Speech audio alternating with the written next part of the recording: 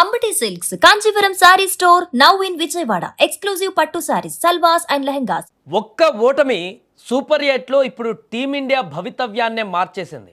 T20 ప్రపంచ కప్లో అజేయంగా దూసుకుపోతున్నటువంటి టీమిండియాకు దక్షిణాఫ్రికా గట్టి షాక్ ఇచ్చింది. నిన్న సూపర్ 8లో భాగంగా జరిగిన కీలక పోరులో భారత్ అన్ని విభాగాల్లోనూ విఫలమై 76 పరుగుల భారీ తేడాతో ఓటమి చవిచూసింది. దీంతో -3కి పడిపోయింది నెట్ రన్ రేట్.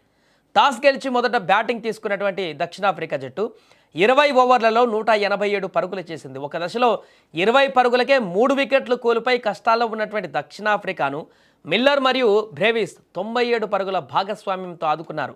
ఆ భాగస్వామ్యాన్ని బ్రేక్ చేయడానికి ఏ బౌలర్ కూడా పనిచేయకుండా పోయాడు. పూర్తిగా వాళ్ళ ఆధిపత్యం కొనసాగింది.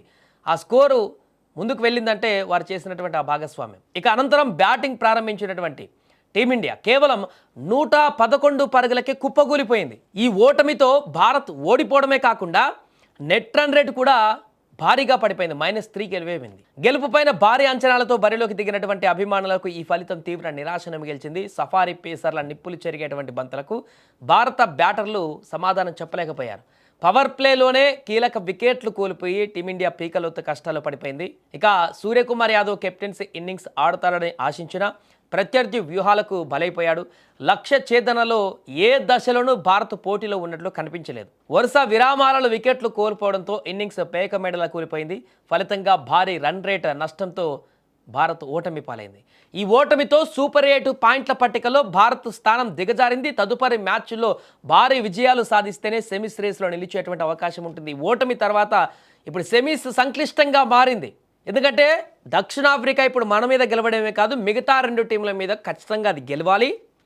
అండ్ మనం మిగతా 2 మ్యాచ్లలో మంచి రన్ రేట్తో గెలవాలి. లేదంటే సెమీస్ గల్లంతయ్యేటువంటి పరిస్థితి ఉంటుంది.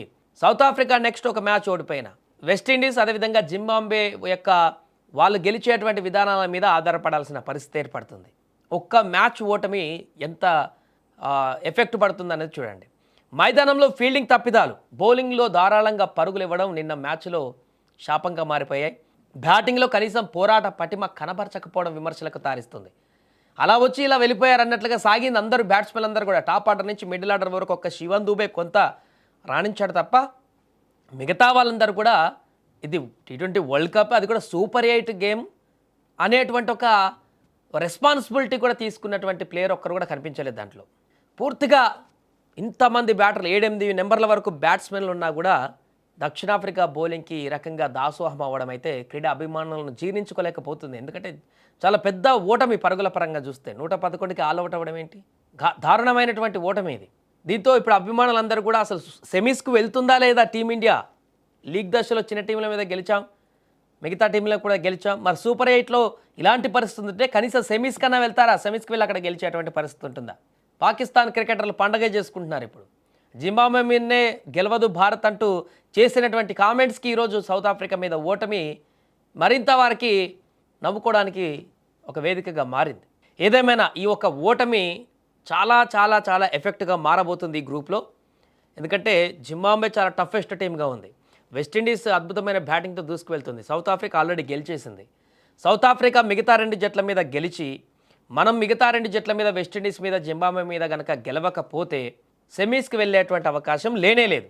గెలవడమే కాదు, నెట్ రన్ రేట్ కూడా పక్కాగా ఉండాల్సిందే. నెట్ రన్ రేట్ ఖచ్చితంగా ఉండాల్సిందే.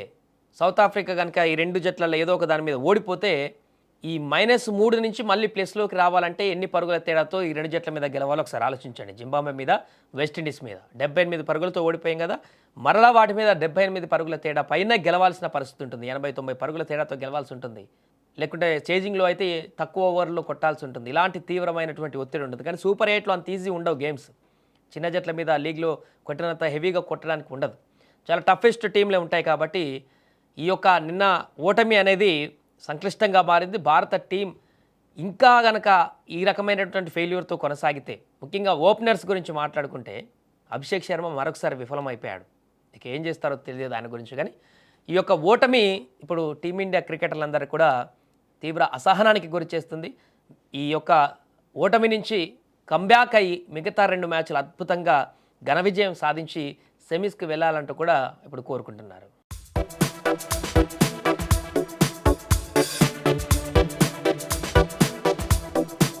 న్యూస్.